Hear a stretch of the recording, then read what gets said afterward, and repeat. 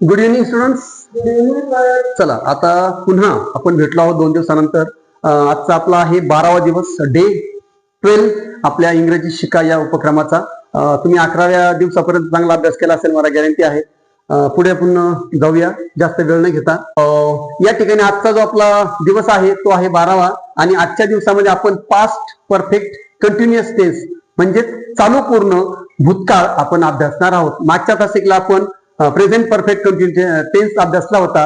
यामध्ये आपण आता चालू पूर्ण भूतकाळ म्हणजे एखादी क्रिया, बघा एखादी क्रिया भूतकाळात सुरू होऊन ती भूतकाळातच सुरू होती ते दाखवण्यासाठी, कदाचित भूतकाळातच संपत असेल असं सुद्धा होऊ शकतं. तर अशा प्रकारे हे जे वाक्य असतात, हे वाक्य बोलण्यासाठी, लिहिण्यासाठी या काळाचा उपयोग केला जातो. तर या काळामध्ये, या प्रकारामध्ये जे आपण मागच्या प्रकारात प्रेझेंट परफेक्ट कंटिन्युअस मध्ये हॅव बीन आणि हॅज बीन वापरलं, त्याच्या जागी आपल्याला काय वापरायचं आहे? फक्त हॅड बीन वापरायचं आहे आणि क्रियापदाला या ठिकाणी आयएनजी लावायचं आहे. म्हणजेच काय, फक्त हॅव बीन किंवा हॅज बीनच्या जागेवर आपल्याला हॅड बीन एवढा शब्द चेंज करायचा आहे. बाकी सगळं क्रिया जशीच्या तशी असणार आहेत. तर यामध्ये आपलं स्ट्रक्चर काय आहे ते बघूया आपण. याचं स्ट्रक्चर तयार होतं यस प्लस हॅड बीन, बघा S plus had been plus V4 म्हणजे व्ही क्रियापदाला आयएनजी लागलेला आहे आणि आपलं ओ. अशा प्रकारे आपलं स्ट्रक्चर तयार होतं. S plus had been plus V4 plus O, हे स्ट्रक्चर आपलं तयार झालेलं आहे.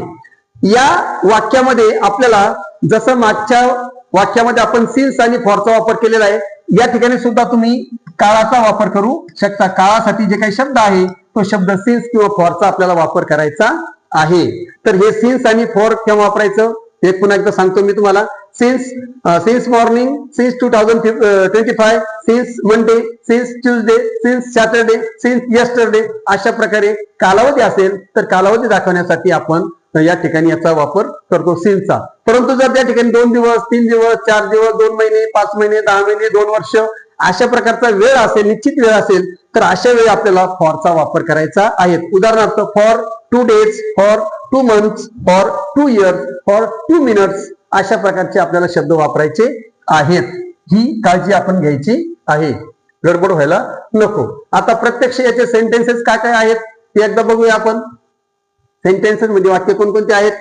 मी सकाळपासून खो खो खेळत आलेलो होतो.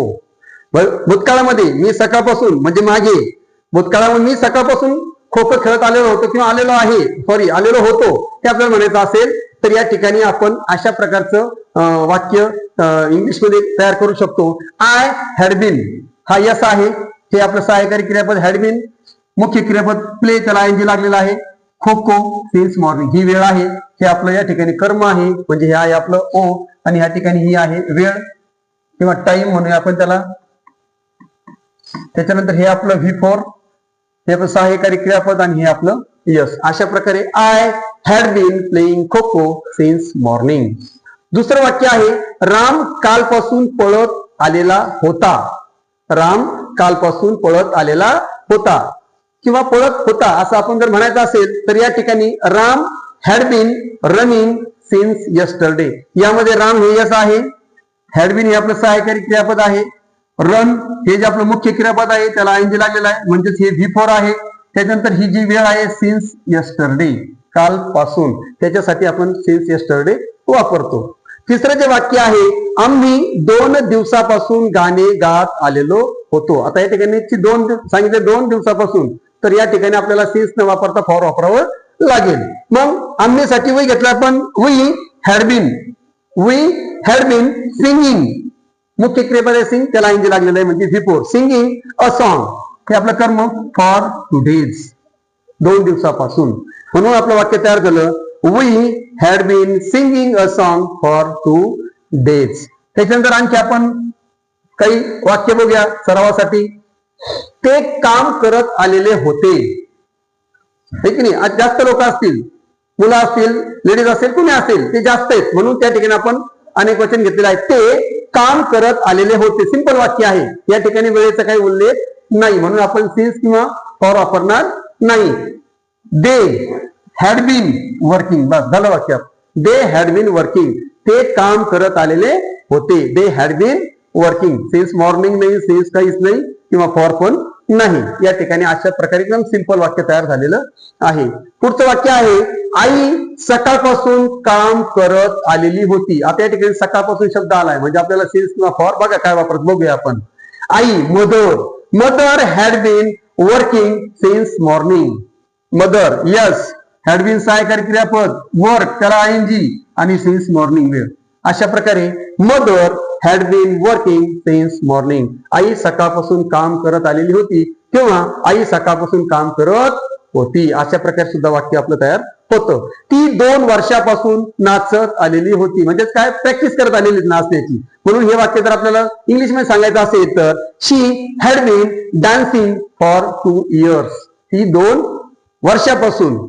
वर्षापासून डान्स करत आलेली होती किंवा नाचत आलेली होती. अशा प्रकारे हे 6 वाक्य घेतले आपण वेगवेगळ्या प्रकारचे. तुमच्या नक्की लक्षात आला असेल तर कशा प्रकारे आपल्याला या काळातले वाक्य बोलायचे आहेत किंवा परीक्षेमध्ये लिहायची आहेत. आता तुम्ही चांगल्या प्रकारे सराव करावा म्हणून तुमचा चांगला सराव व्हावा या प्रकाराचा म्हणून 5 वाक्य मी मराठीमध्ये दिलेले आहेत. तुम्ही यांना कन्व्हर्ट करायचं आहे आणि मला कमेंट बॉक्समध्ये लिहून पाठवायचं आहे. मग काय बरं ते 5 वाक्य. राधा 2 वर्षापासून शिकत आलेली होती. लर्निंग. ओके, शिकत आलेली. आता काय शिकतात त्याचा उल्लेख आपण केलेला नाही, परंतु कालावधीचा मात्र उल्लेख या ठिकाणी केलेला आहे. 2 वर्षापासून म्हणजे फॉर तुम्हाला वापरावं लागेल, फॉर 2 years वापरावं लागेल.